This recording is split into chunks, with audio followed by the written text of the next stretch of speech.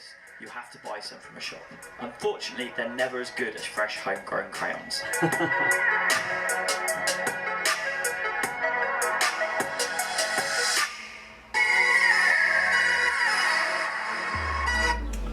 Well, that was a pretty good video. But what am I going to do with all these pictures now? I really need somewhere to put them.